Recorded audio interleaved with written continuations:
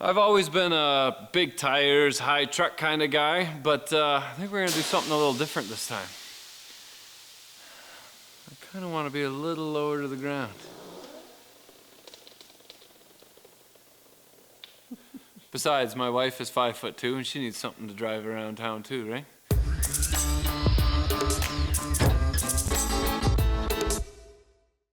Sun is shining, it's springtime.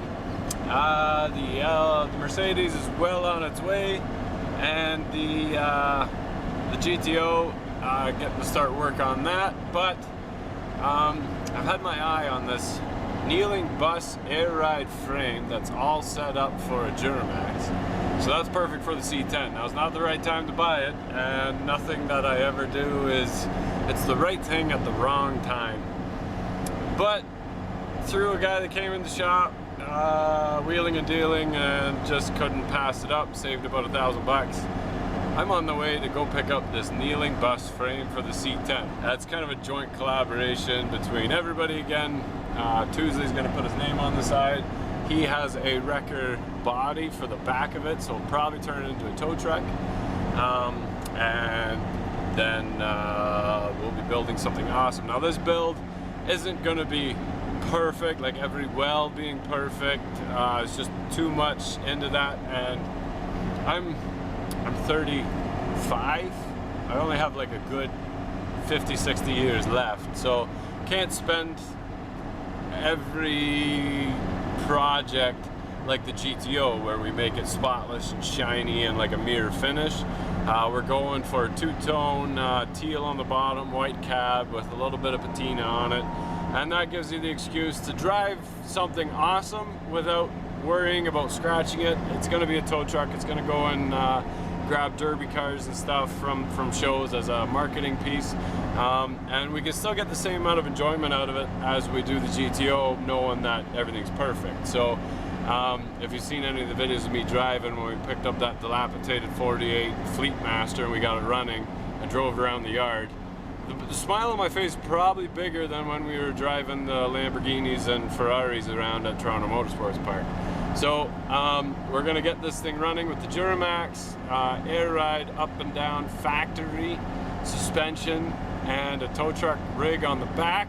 It's gonna be pretty awesome. So here we go. All right, so I got some good old used tires on there. Now I gotta go pick up the frame. I have a 22-foot covered trailer. I think it fits inside. Should fit inside. The only question is, how long is it? I think the frame is 26 feet long. So we're gonna empty this girl out and push it right to the very front and see if we can fit it in here. Worst case, I'll probably end up cutting 4 feet off the end. I don't know anybody with a float that has it long enough. So this is what we're gonna do. No problem. That Duramax is good, Bill. I would say so. I would say so. You might as well just leave it. I'll just take it with it. That's no good as is. Bill might have something different. Yeah. I got some impacts and like a sawzall. I'll just take the engine mounts out, and it should basically just come right off. We'll just unclip the exhaust properly, and then I got some. Give me 15 minutes. 6 bolts there, 2 bolts at the back. We got ourselves a frame set up for a Duramax, minus a Duramax, and a whatever. This rear end, look, it's like brand spanking, flipping new. So this was a 2015 bus frame, I believe. All factory, air ride suspension with nice airbags. The engine caught fire, the bus burnt to a crisp. A couple airbags to replace, but basically clean up the rotors, paint it, shorten it, and we got a nice home for that C10. Okay, back up.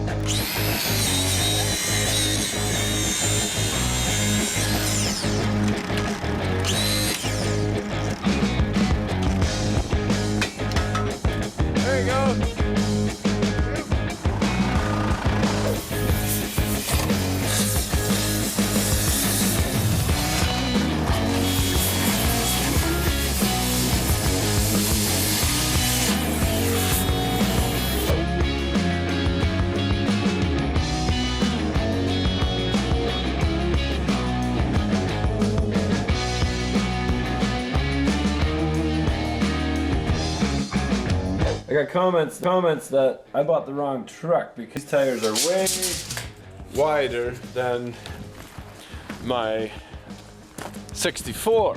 Big mistake. I should have bought the much rustier, newer style because this truck is just too small. Now, you gotta give me some credit. I don't just go on a whim and do random stuff. I've had my eye on that frame for over a year, knowing that I was gonna use it for something. But let's just see. Let's say the tires start right about there in the frame. Look at that. Look at that. Perfect. It's almost like I know what I'm doing. That is the right frame for that truck, 100%. It's got like a 10-inch lift on it. I don't have to do any of it. I have to replace 2 airbags, clean up the rotors, and run new brake lines. And basically, I've got a factory air ride with a twin link suspension at the back. Like, it does not get any sweeter than that. We've got a big ass diff that will tow everybody and their uncle. Air tank's already on it. It doesn't get any sweeter than that. So the C10 project is happening and it's on its way. Still have to finish some other stuff before we can really do anything, but got the frame anyway, so here we go. Okay, so this is the regen unit.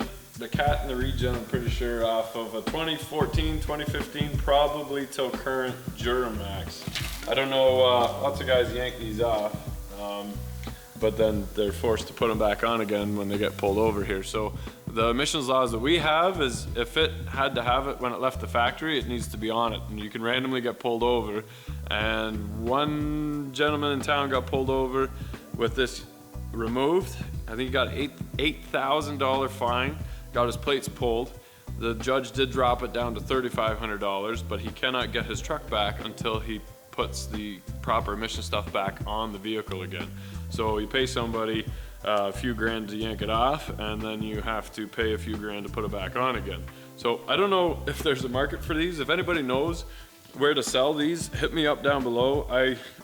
It's worth 150 bucks in scrap just to get the catalyst out of it again. But I don't know if anybody has a use for this or needs this. I think they're about 3,500 bucks new to put back on.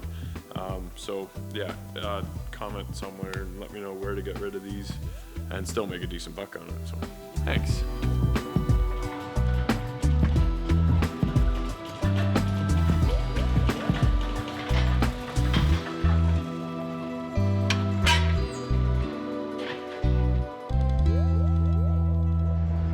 All right, so I'm pretty excited about this project because I like just stumbling across things, and for some reasons most stuff actually ends up working out. Now, I only measured across the width to make sure that the tires fit inside the fender.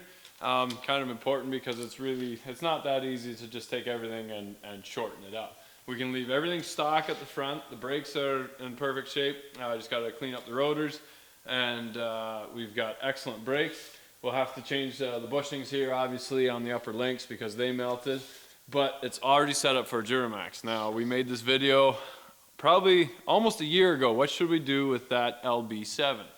And I found this frame. Basically, I put the engine mounts on it, and it's already set up for this frame. Now, the transmission, it was a two-wheel drive Allison, and it stops basically right here. This truck frame, it looks like a truck frame, looks like a 1-ton truck frame, where they actually cut, if you look on the inside, they basically just torch the frame off, and then this is a prefab part for the bus. It was a kneeling bus, probably darts or something like that, to make it easy for people to climb into the bus. As soon as you were in it, the airbags went up and away you drive away. Now what we're gonna have to do is cut this whole section out, and that's from here to here, and then we go back to the original truck frame again. 102 inches from the bumper to the back of the cab, which brings it to roughly here. So the transmission stops almost right underneath where the bench seat is. And then the box, I think, is a 7-foot box. 7-foot box with 35 inches behind the axle. Okay, so if we were to say 35 inches to the axle, and it's a 7-foot box, that leaves it right about here, is the back of the cab, and then the distance from here is almost pretty much where that transmission stops. So basically what I'm gonna do is cut this center section out and then put the yoke from that drive shaft on this drive shaft, and this should roll pretty well right into the transmission. I'll mount the engine transmission. Wherever the yoke stops is basically where the size that's going to determine the size of our box. We can make the box a bit longer if we want. The wheel wells are okay on our truck, but the bed sides are completely rotten. So we got a really nice fab guy in town. He's going to he'll be able to make us new box sides that look factory. We'll take the boxes on the front and the back, cut those off, we'll weld them back on again. But basically, we need to cut the center section out, roll that frame together, and then weld it back together again. Now, the cab is only 35 inches wide. Yeah, so 35 inches wide is basically what it is before it starts flaring out here. So this is 37, and I can make that work. I'll probably have to cut the shock tower off and then make the frame go straight from here. We'll have to make it drop down because the cab drops down, and then it goes back up again for the box. But at that time, we have to bring it back up again and flare it back out to the 45 that it is. 40. Now, I talked to Tuesday and I said I probably need a chunk of frame out of a 1-ton Chevy, and he's got lots of trucks there, but the trucks are all on the frames. He goes, well, we can rip a truck apart and give you the frame pieces, but you'd be happy to know that I have a 94 or 95 Dodge 1-ton out there that we pulled the cab off of and pulled the Cummins out, and it's already sitting there. They use the same size C-channel frame as this truck. So I think it was 7 inches wide, or yeah, 7 high and 3 wide, something like that. So we can cut and paste pieces of that frame to do exactly what we need to do with the cab and that to make this all work pretty seamlessly. Now I'm talking a lot. This is the amount of thinking that I do before, even a month before I get into the project. But the cab is already loose on that frame. Basically, you guys take the cab off, center the wheel wells around the front axle, figure out where the mounts go for the cabs, and then build the rest of the frame and then put the box on it and figure out how to get the LB7 to run on its own.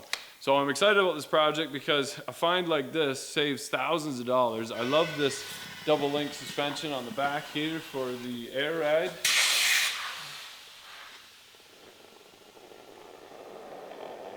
And the fact that all the brakes are already done. This axle is pretty well brand new. It is not a limited slip axle. So we'll be doing a lot of one-wheel peels for now. I don't know if anybody knows if there's a kit that you can put into this. I tried to get a tag off, but I didn't see any. But if there's a kit to make it a limited slip, I don't know. I don't want to buy a whole new gear set for it. This will be a summer truck for sure. We're going to be building this in conjunction with Tuesday. So it will actually get a full tow truck rig in the back. I don't want to hear comments, make it a ramp truck or a roll off. I thought about it, but I still have to do a pile of framework because it drops down on that side. So it's not just putting a cab on it and making like a flat deck on it.